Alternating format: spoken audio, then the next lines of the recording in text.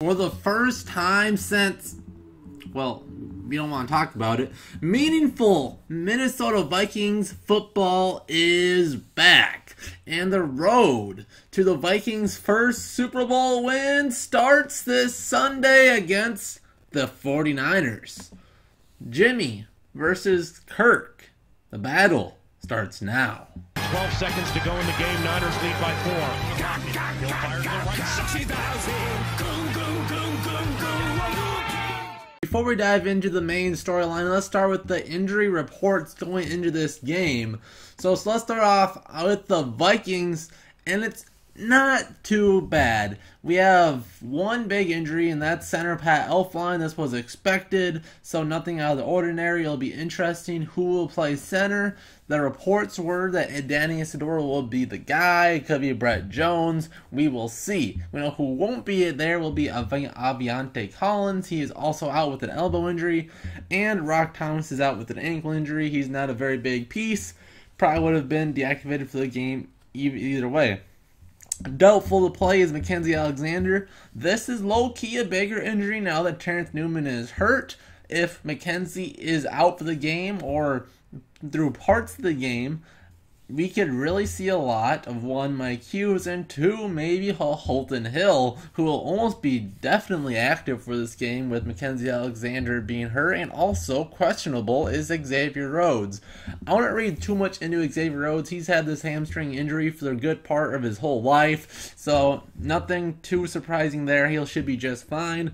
Probable Riley Reef, Stacy Coley, and Marcus Sherrills. They will all play. I wouldn't be too mad if maybe they split up the receiving if they split up the returning duties, so Sherrills doesn't have to take all the load. Maybe Holton Hill can do the kickoffs.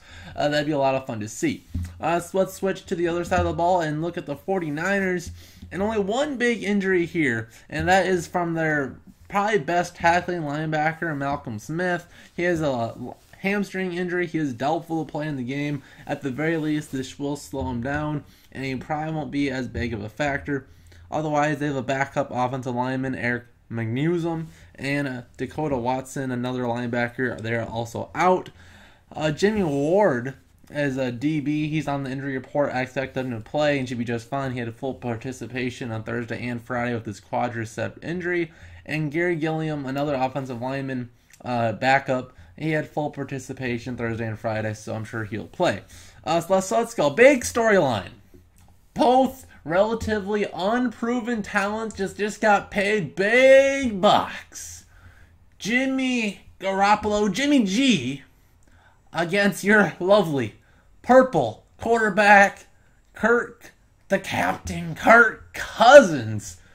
Both relatively unproven. Garoppolo has just had his handful of games with the 49ers and his couple in New England, where Cousins, despite having all those great numbers, hasn't led a lot of winning teams, and that's what we need today. So let's look at this, and let's start off with Kirk Cousins, who has a history of not performing very well week one. I've compiled his last three week one stats, and there we have it. So last year they started against the Eagles, of course, had a very good defense. He was 23 for 40, 1 touchdown, 1 interception, not too bad. Year before it was the Steelers, 30 for 43, no touchdowns, 2 interceptions. And then 3 years ago they played the Dolphins. He was 21 for 31, 1 touchdown, 2 interceptions. So this has been the biggest trend overall. He's been 74 for 114 with a very solid 65% throwing, but a very horrible 2 touchdown to 5 interception ratio. Now this is only a 3-game sample, so definitely could be a lot of different factors going into that. But still, we cannot have a quarterback that throws twice the interceptions and touchdowns week one, or it's going to be a very tough one. Even though the Vikings are the strongly favored team, especially that we're at home, we need Cousins to keep control of the ball and get some drives to stay alive. So the 5 interceptions for the last 3 games is something that we have to keep an eye on, but the biggest difference between his teams with the Redskins and with the Vikings is that the Vikings will have a much more balanced offense than the Redskins could dream of, as we will not ask Cousins to throw 40 times. We will see a lot of Latavius Murray, a lot of Dalvin Cook, and they should have a very good game. So the interesting for the Vikings offense will be see how much the carries are split between Murray and Cook. Dalvin's injury status has been kind of interesting, as he's saying, of course, he's all ready to go. The training staff has been very careful with working Dalvin Cook back into the rotation, so it'll be interesting if it's about 50-50, or maybe Dalvin is 100% and it's 75-25. We will have to see. But when the Vikings decide to throw the ball, it'll be interesting where they decide to go with it. In preseason, it was, of course, all Cousins to Diggs. You know that won't continue in the regular season because we are not the Atlanta Falcons. It's not just going to be Matt Ryan to Julio, Matt Ryan to Julio, Matt Ryan to Julio. The Vikings, unlike the Falcons, have three very legit options in Diggs, Rudolph, and Thielen, and an up-and-coming low-key relationship with Cousins and Treadwell, which has looked very good in camp as well. So I would expect all these receivers to get their chances, and of course underneath to a Dalvin and Latavius will have their chances as well.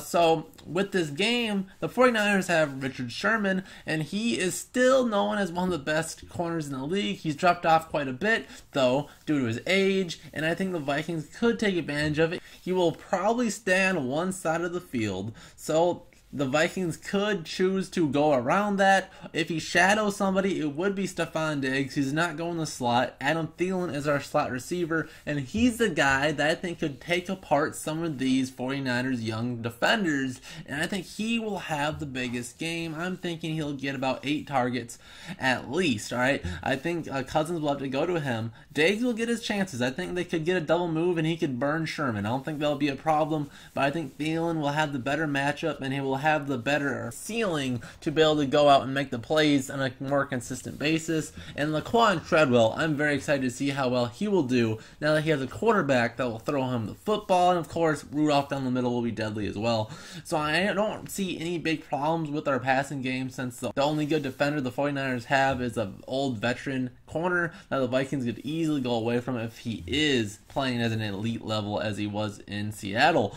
But the biggest problem the Vikings will have to face on the offensive side of the ball is the up-and-coming great talent of DeForest Buckner, the defensive tackle of the 49ers. I think the 49ers will target any of our new interior linemen, whether it be Brett Jones or Danny Isidora, and they will try to get Buckner one-on-one on those in pass rushing situations. You might see a lot of interior blitzes to get at our young core, even though Mike Remmers is the veteran, he's played mostly tackle, so they will probably blitz right there, and that will be right in Cousins' face. He'll have to take some hits, and I expect a very physical game up front. I do think the Vikings offensive line should be up to the task because it is a lot better than what it gets talked about in the media. So on the defensive side of the ball, it's all about how can we fool Jimmy G? And Zimmer will have his bag of tricks, and you don't want to expose everything week 1, especially when we have the Packers week 2. But I think Jimmy G shouldn't be comfortable. I think he'll come on, he'll be confident. He's an undefeated starter. He'll be all that. He might start off, have a couple drives. When the Vikings get a good read on him, get a little more knowledge of what they're going to do, I think it'll be shut down time. And how will they do it? Well, they have one very good receiver that Jimmy G likes the most, and that is Marquise Goodwin, who is one of the fastest receivers in the league. So if the Vikings would want to shadow him, I would feel most safe with Trey Waynes, who has the speed to keep up with him. A Goodwin is more of a Mike Wallace type burner, not more of a shiftier guy. So I think Trey Waynes, matchup wise, would be very good. Goodwin's only 5'9", so Waynes would also have the incredible good size matchup on him. And Xavier Rhodes with his hamstring could be an issue keeping up with him at times. I love Rhodes, but I don't think that's a really great matchup for him. And I think Rhodes would fare best on Garcon, who would be very good with the little veteran moves to get open. And Mike Hughes we'll have a lot of fun seeing him, especially with the Alexander injury. He should get a lot of playing time, and it'll be a good challenge for him to warm up, basically, for Aaron Rodgers the following week. And unfortunately, no Jerick McKinnon. The 49ers signed him, and he got hurt just a little bit ago. So no Jerick McKinnon. So no real running game threat for the 49ers.